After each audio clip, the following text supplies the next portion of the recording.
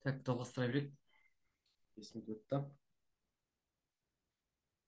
Так, ұнтақтар уже бөлдік. Енді ұнтақтардың осы дозаланған және дозаланбағанына байланысты ұнтақтардың рецепттерде жазу ережесі бар. Жай дозалан жай дозаланбаған ұнтақ бізде ол жерде плювис деген сөз жазылмайды.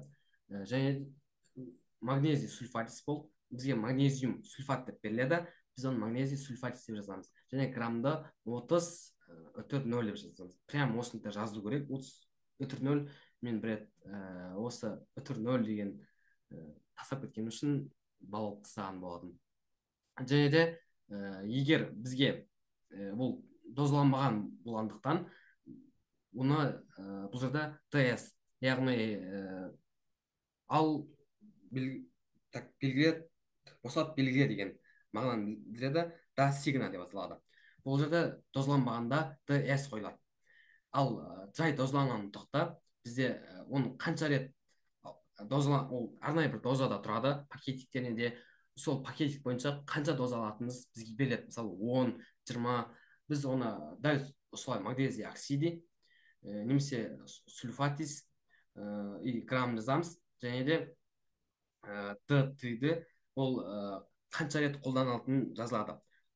Мысалы номер 10 рет. Ал дозаланбағанда ол берілмейді. Сондықтан да бұл жерде да сигна, ал мына жақта тек қана сигна, яғни белгіле деген сөз. Тамақтан соң бір ұнтақ.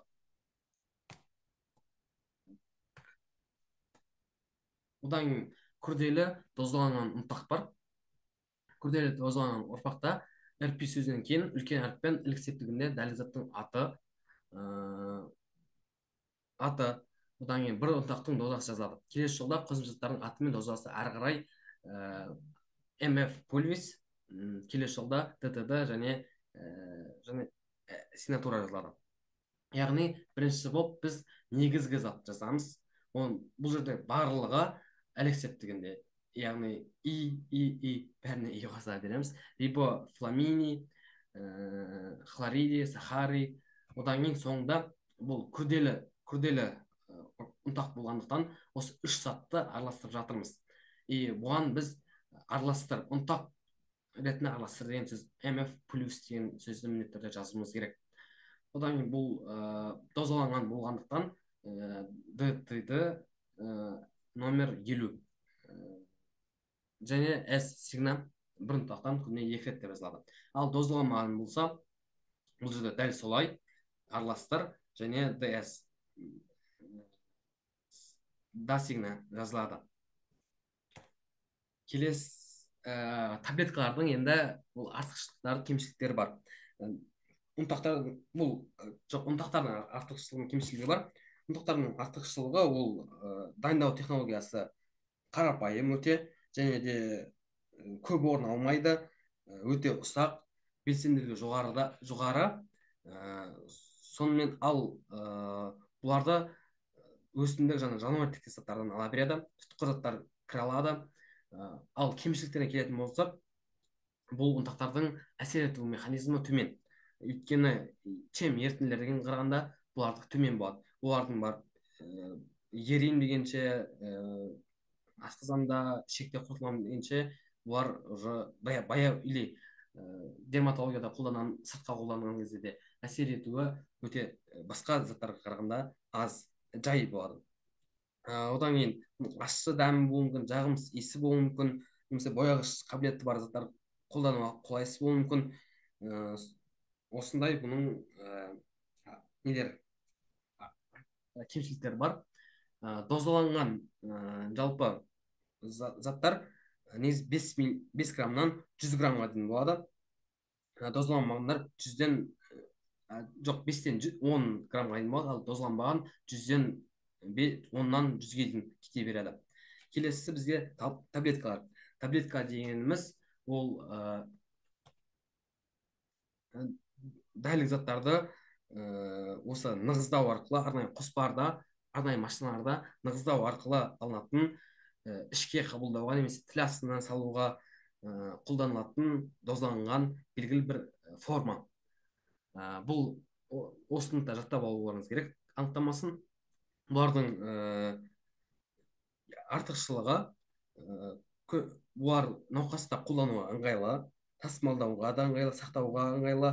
ә, өндіру ерекшелігі қатты жоқ, яғни өндіруге қолайлы, көлемі де аз алады. Бірақ бұның да кемшілігі, бұл ұнтақтардан да жай ериді, әсері жай өзгеріске ұшырайды. Және де кейбір таблеткалар асқазан ішек жолдарын тітіркендіруі мүмкін. Және де балалар мен егде адамдарға бұл таблеткаларды қолдану ыңғайсыз болады. Бұлардың рецепте жазылуы екі түрлі болады, екі үлгіде болады көбінесе.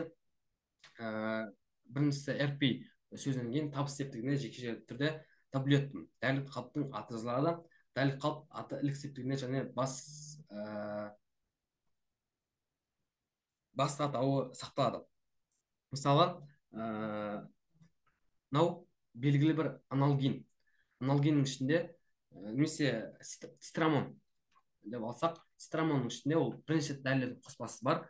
Сондықтан да біз оларды таблетпін немесе тап деп те жазсақ болады. Таблетпін аналгини және грамм қоямыз. Одан кейін міндетті бұларда қанша таблетка ішілетіндігі, одан кейін сигна жазылады. Екіншісі, бұл РП сөзінен кейін табыс септігіне көпше түрде таблетасы жазылады. Яғни дұрыс берілмеген екен.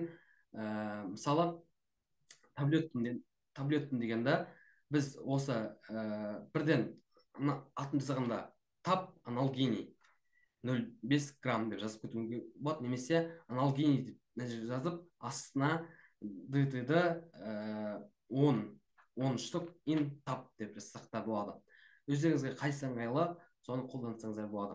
Ал мысалы жайлы цитрамон, ол цитрамон мысалы бірнеше препараттардың қосындысы, ол тырнақшаға алынады және таблет тас деп жазылады. Ол тап деп жазсақ болады, мына жерде қысқартып тап беналгиниум 10 дәрі досигна бір таблеткадан буын ауырғанда деп жазылады. Яғни екі түрі бар. Біріншісі тап деп жазамыз и таблетканың атауын жазамыз. И прям граммын, одан кейін неше рет қолданылатынын және сигнал жазамыз. Одан кейін екінші түрі дәл солай, бірақ бұл жерде бірінші ненің қоспасы болғандықтан ДТ-де жазылмайды.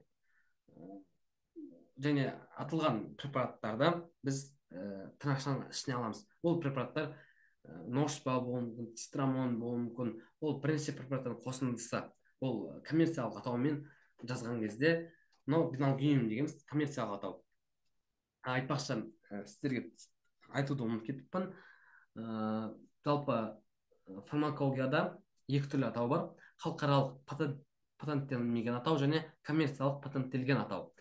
Халықаралық патенттелмеген атау дегеніміз нарықта алғаш рет пайда болған, оның осы уақытқа дейін ешқандай аналогы болмаған жаңа шыққан препарат.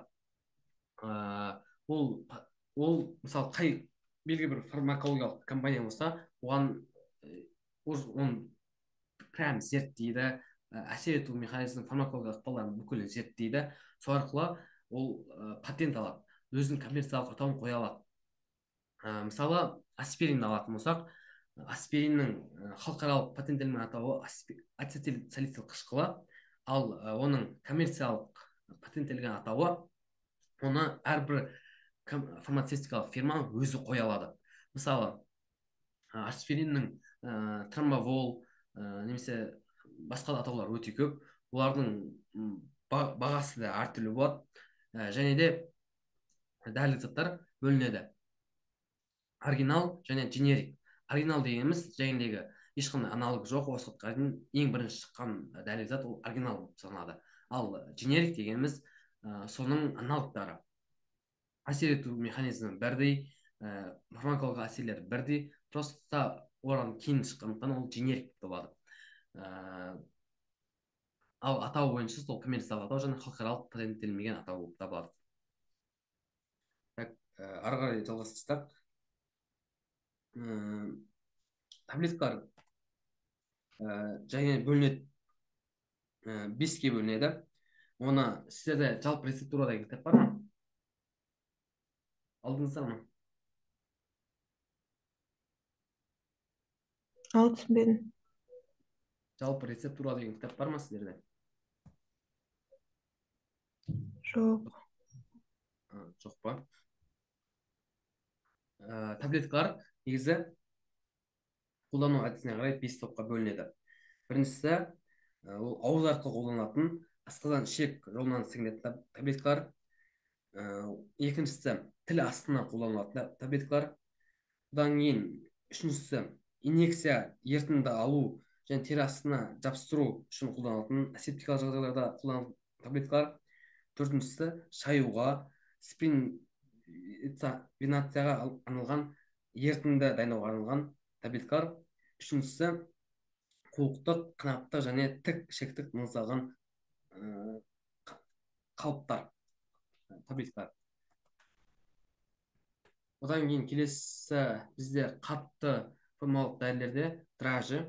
Ол дражи ішке қабылдайтын дәрілік және қосақ заттарды түйіршіктерге бірнеше қайталап жағу арқылы алынатын қатты дәрілік қалып. Яғни біз белгілі бір дәрілік зат аламыз да, оның үстінен қабат-қабат сондай дәрілік қайталап жағады. Сол кезде оның сол негізгі дәрілік затты қоршап қояды. Өйткені оның дәмі шығып кетпеу үшін, иісі қатты шығып кетпеу үшін драже түрінде беріледі, қатты формалық зат ретінде беріледі. Драже рецептте жазу үлгісі, драже сөзі ешқашан рецептте қысқартылмайды, толық жазылады. Бұл да дәл және таблеткаға ұқсас. Біріншісі, сол драже rp. драже и элексептігінде жазылады, диазолини граммы, одан кейін неше рет қабылдау керектігі сигна жазылады. Ал дражелердің де дәл сондай бірнеше препараттардың қосылған түрлері бар.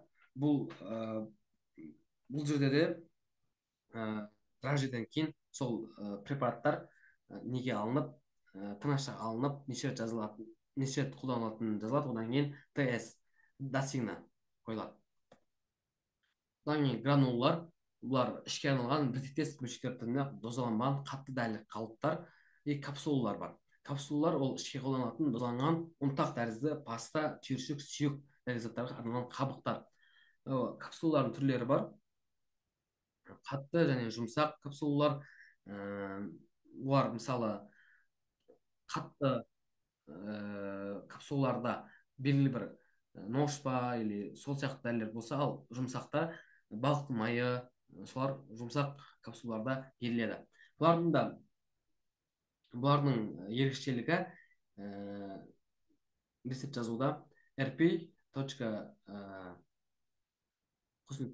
және сол капсуланың аты, граммы, одан кейін неше капсула берілетін және немесе инкапсулис деп жазуға болады. Ал одан кейін сигна жазылады. Пилюлалар, карамельдер, қарындаштарда бұл қатты дәрілік заттар. Бұлар өте аз қолданылады. Да өздеріңіз оқып алсаңыздар болады. Одан кейін жұмсақ дәрілік қалыптар. Бұлар ең көп қолданылатын паста, жағылма, спозиторий, пластирлер және лимиттер. Біріншісі пасталар ол жағылмалардан, ұнтақ сияқты заттардан тұратынымен ерекшеленеді. Дене температурасына пасталар жұмсарады. Пасталар адсорбциялаушы кептердің қасиетке ие, қолдануына байланысты стоматологиялық, дерматологиялық топтарға бөлінеді. Паста жазғанда біз қысқартып жазыламыз және толығымен жазсақ болады. Сол пастаның ішіне не кіретіндігі толығымен жазсақ болады. Ең алдымен сол пастадағы негізгі зат жазылады. Ары қарай пастаға не қосамыз? Мысалы базилин, май қосамыз, амилий, сол заттар қосамыз. Соңында МФ паста ретінде араластыр деген мағынаны білдіреді. Және ДС достигнам теріс зақымдалған аймаққа жағу. Одан кейін официналды пасталар, яғни дайын күйінде пасталарда ол толық жазамыз пастая синси салатын. Бұл да ілік септігінде жазылады. Және достигна қойылады соңында. Одан суппозиториялар. Суппозиториялар ол бөлме температурасында қатты дене температурасына еритін, балқитын, дозаланған жұмсақ дәлік қалыптар. Пішіне қарай шарлар жұмыртқа тәрізді пистария болып бөлінеді. Ал жалпы суппозиториялар қолданылуына қарай бөлінеді.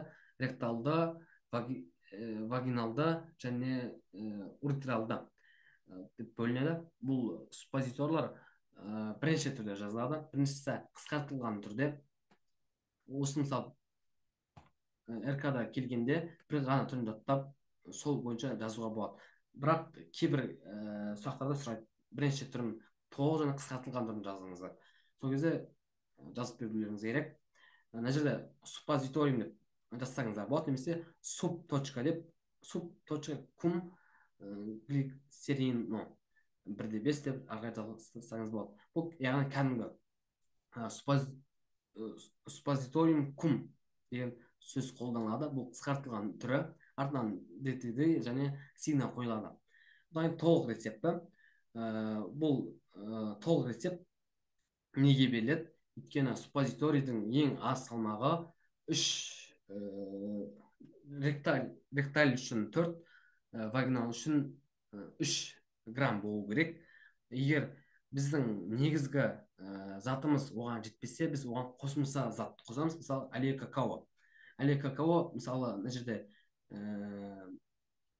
толық рецепт түрінде RP сөзінен кейін дәлік зат аты бас әріппен ілік септігінде суппозиторияның дозасы жазылады. Келесі жолда оны араластыр деген мағынаны білдіреді. Мысалы, ректальдан 3 миллиграмм берілсе, негізі ректальға кемінде 3 грамм суппозиторий тағайындалады. Ал біздің негізі белгіленген зат небәрі дозасы 0,2. Сондықтан да біз әлия какао 3 граммды қосымша зат ретінде қосамыз.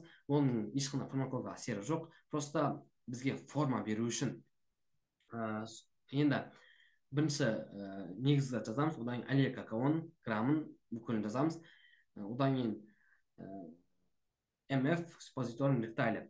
Суп рект деп жазсаңыздар да болады. Яғни ректальға суппозиторий болғанша араластыр деген мағынаны. Одан неше рет қолданылатыны және сигна қойылады. Ал егер коммерциялық атпен шыққан суппозиториялар уже ол жерде бүкілі дайын, ол араластырып отырудың керегі жоқ, дайын күйінде. Бұл кезде суппозитория деп табыс септігінде жазылады, немесе суп деп өздеріңіз қысқартып жазсаңыздар болады. Суп аназолиум коммерциялық атау болғандықтан ол тырнақшаның ішіне алынады. Одан ДС тікшекке күніне 2 реттен. Одан кейін пластиллер, линементтер. Пластиллер дегеніміз ол сыртқа қолдануға арналған, дене температурасында жұмсарған, соң терге жабысатын қабілеті бар дәрілік қалып. Бұл көне дәрілік қалыптардың бірі болып келеді, өте сирек қолданылады. Одан кейін линементтер сыртқа қолдануға арналған қою сұйықтық түріндегі дене температурасында балқитын қоймалжың дәрілік қалып. Бұлардың линементтер рецептте жазылуға ұқсас, бір-біріне тек қана алдына линементы деп жазылады, және де оның проценті қатынастық көлемдік қатынаста жазамыз. Процентін одан кейін көлем жазылады.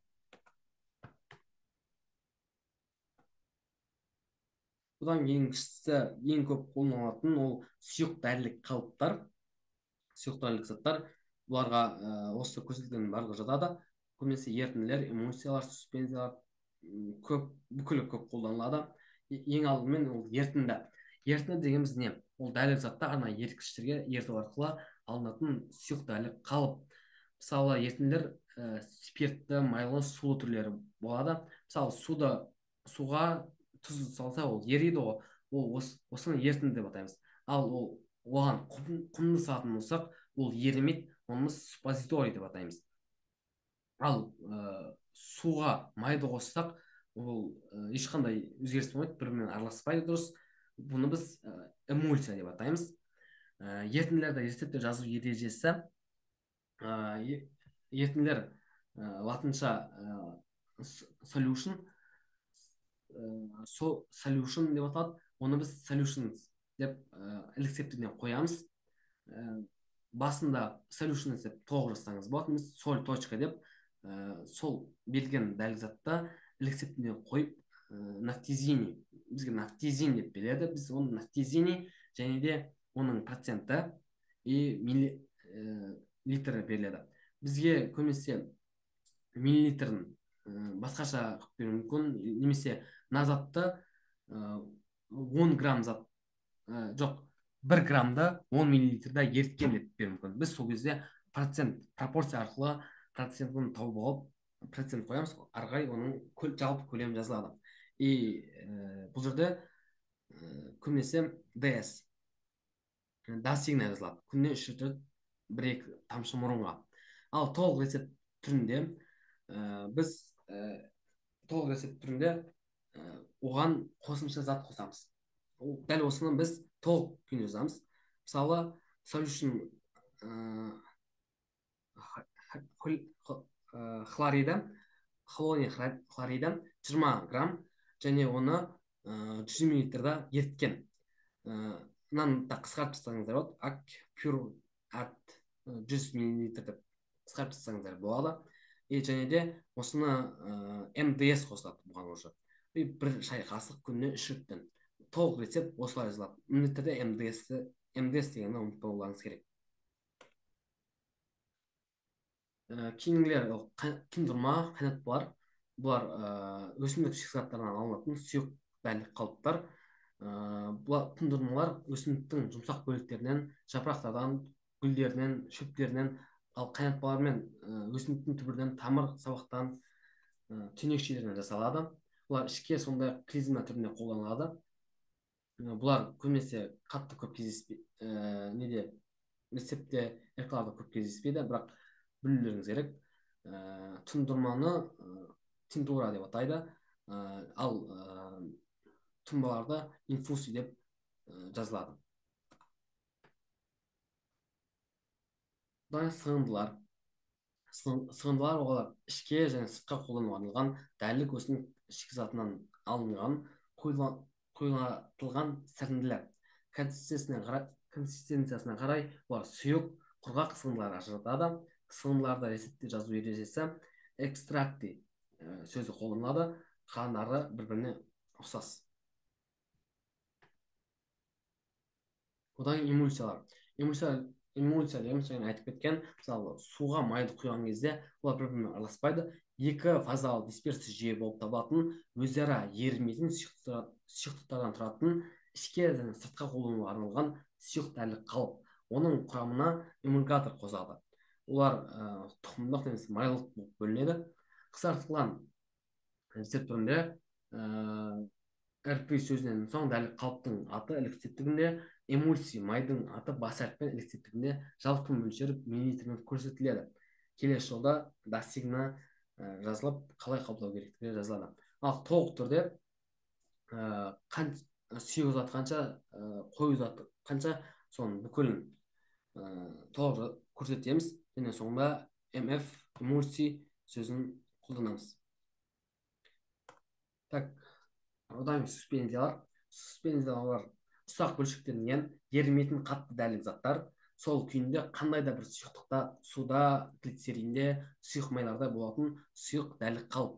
Суспензияларды рецептте жазу ережесі қысқартылған түрде РП сөзінен кейін дәлік заттың аты элексептігінде суспензионис. Дәлік зат аты бас әріппен элексептігінде жазылады. Концентрациясы процентпен және жалпы мөлшері миллилитрмен көрсетіледі. Келесі жолда дасигна жазылады. Ал толық түрде ол еритін заттың көлемі және ерітетін заттың мөлшері. Суспензиялар жаңа айтқан, құмды суға салған кезде ол ерімейді. өз күйінде тұрады. Соны біз суспензия деп атаймыз. Толық түрінде осының бүкіл сұйық су қанша, ал оған қосылатын ерімейтін зат қанша, соның бәрін жазамыз. Соңында суспензия болғанша араластыр сөзі қосылады. Бұдан микстуралар ол микстура әртүрлі сұйық негіздерді бірінші қатты заттарды ерту араластыру арқылы алынатын сұйық дәлік қалып. Микстуралар үш не одан көп ингредиенттен тұрады. Рецепт жартылай қысқартылған түрде жазылады. Егер толық түрде жазылғанда компоненттердің барлығы мөлшері беріледі және граммен жазылады мөлшерінде, және соңында МДС сөзі қойылады. Тағы да бізде сұйық, қатты, жұмсақ түрлерінен басқа бізде инъекцияға арналған дәлік қалыптар бар. Инъекцияға әртүрлі дәлік қалыптар қолданылады. Ол инъекцияға парентералды жүзеге асырылады. Олар тері астына енгізуге, сулы ерітінділер, бұлшықетке сулы, майлы суспензиялар, тамырға тек қана сулы ерітінділер, өйткені майлы ерітінділер қолдануға болмайды, өйткені майлы эмболия мүмкін. Ампуладағы дәрілік қалыптарға рецепт жазғанда РП сөзінен соң дәрілік қалыпты көрсетеді. Дәрілік заттың аты керек жағдайда ерітінді сипатын ары қарай ерітінді концентрациясын процентпен немесе миллилитрмен қосылады, және де ол бүкіл неше рет қолданатынымыз жазылады. ин амплюс сөзі жазылу керек минуттерде. Яғни инъекцияға арналған заттар кәдімгі рецептке ұқсайды, бірақ міндетті түрде ин амп сөзін жазуымыз керек. Соңында қанша қолданатыннан кейін ин амплюс қосамыз, содан сигнаға неше миллилитрдан және қай жерге салатынымыз, қай жерге қолданатын, тері астына, бұлшықетке салатынымыз жазылады. Ал мысалы коммерциялық атау кезінде оның процентімен миллилитрі көрсетіледі. Бұдан әртүрлі дәлік қалыптар бар. Оларға аэрозолдар. Осы да аэрозолдарда әрқаларды келеді. Ол аэрозолюм деп толық жазсаңыздар болады. Аэрозолдар білесіздер, көбінесе тыныс алу жолдарында қолданылады. Бронхоспазм емдеу үшін, тыныс алу жолдарын ашу үшін сол кезде қолданылады. Бұл аэр деп аэр точка, одан кейін берілген затты жазып, неше рет қолданылатынын жазып, одан да сигнамен жазып кетсек болады. Немесе толық аэрозоль деп толық жазсаңыздар да болады. Назарларыңызға рахмет. Осымен біздің рецептураға арналған сабақ бітті. Сұрақтарыңыз бар ма? Қандай сұрақтар бар?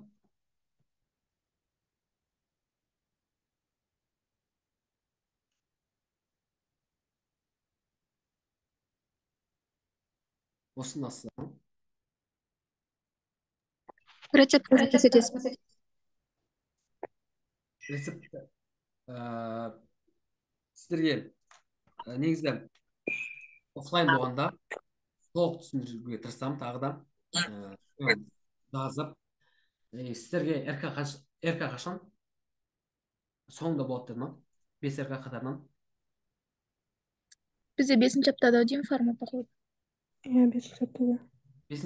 5-ші аптада бірінші РК ма? Иә. Бізде келесі аптаға РК-мыз. Түсінбедім. Келесі аптада рубежка бізге. Бізде 4-ші аптада. Уже келесі аптада ма? Сонда бір тақырыпты бітіп, бірден рубежка болатын болған ба? Иә. Онда ертең или аргуна холинергиялық заттар мен адренергиялық заттарды бітірейік. Одан кейін бізде алдыңғы семестрде слиптер болу керек. Сол слиптер бойынша біз ситуациялық есепті қарастырайық. Одан кейін ол ендігі субботаға уже осы вторник холинергиялық пен адренергиялық бітсек, ендігі суббота сол слиптермен жұмыс жасасақ қалай қарайсыздар? Сіздерді өздеріңіз слифтар жинасаңыздар, алдыңғы семестрдегі бірінші РК-ның слифтарын сонымен жұмыс жасайық, бірге отырып шешейік. Мен де іздестіріп көрейін алдыңғы жылы. Жалпы рубежкалар қайта өткізеді? рубашкаларда билет болады. Әр билет болады. Ол билетте бірінші аркада былай қойған. Екі сұрақ, бір ситка, одан кейін екі рецепт беріледі. Бұл жерде так әрбір рецептке 10 балдан, ал сұрақтарға 30 балл, ал неге ситуациялық есепке 20 балл беріледі. Одан кейін әркала қиындай береді. Ситуациялық есептер екеу болады, екі ситуация. Білмеймін осы жылы қандай болатын сіздерге, бізге алдыңғы жылы сондай болған. И соңғы жақтарында уже рецепт сұраған кезде онымен қоса бізге топтарын сұраған. Мына рецепт береді. И осы берілген зат қандай топқа жатады және қалай қолданылады, соны да сұрайтын болған. Сол үшін алдын ала дайындалған дұрыс. Сұрақтармен бірінші, одан кейін сол слиптер арқылы алдыңғы жылы келген ситкалардан талдайық и рецепттерді бірге отырып жазамыз. Или сіздерге берем, сіздер бірінші өздеріңіз жазасыздар, одан кейін мен тексеремін. Жақсы ма? Жақсы. Сосын сіздерде андай не бар ма? Мысалы рецепт жазған кезде кейбір сөздердің андай аудармасын білмейтін едім да. Мысалы жаңағыдай МФ деген сияқты сөздердің андай толық аудармалар болады ғой. Сондай сияқты бір кестесі ма или Бар. ну Сіздерге соны жібере аласыз ба? Сіздерге жалпы рецепт туралы деген көп кітап берілген жоқ па? Исламжанова. Жақсы, соны жіберейін сіздерге. Электронный тапсам электронный жіберемін, немесе түсіріп жіберемін. И Презентация жіберіледі ғой. ау, Презентацияны қазір жіберіп қоясыз ғой. мен презентациялық барлығын жіберемін, видеоларды да жіберемін. И сіздерге келетіні осы таблеткалардың, ұнтақтардың осы бірінші аркада сұрау мүмкін артықшылығы, кемшілігі. Оның барлығын сіздерге қазір жіберемін. Сіздер оны уже бір оқып алыңыздар. И РКда логикалық тұрғыда жауап бере беретін боласыздар. Сабақта тағы қалай өтсек болады, қандай ұсыныстарыңыз бар? Жалпы көп кірмеген сияқты бүгін. Басында жақсы отырған.